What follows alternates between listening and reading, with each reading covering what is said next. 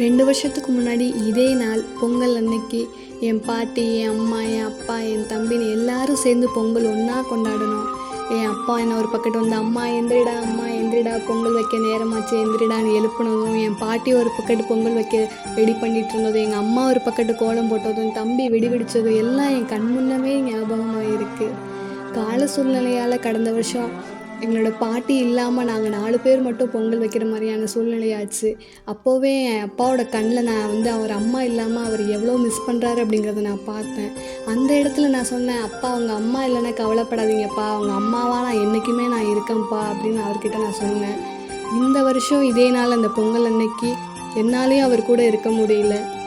இன்றைக்கி அவர் கால் பண்ணிவிட்டு ஃபோனில் பேசும்போது அவரோட குரல்லையே நான் தெரிஞ்சுக்கிட்டேன், அவர் நாங்கள் 2 பேருமே இல்லாமல் எவ்வளோ கஷ்டப்படுறாரு அப்படின்னு.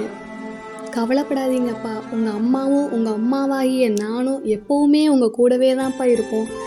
அடுத்த வருஷம் கண்டிப்பாக நீ, நான், தம்பி, அம்மா எல்லோரும் ஒன்றா சேர்ந்து பொங்கல் கொண்டாடணும் அந்த இறைவன்கிட்ட நான் வேண்டிக்கிறேன்ப்பா. இனிய தைப்பொங்கல் திருநாள் நல்வாழ்த்துக்கள் என் தெய்வமே.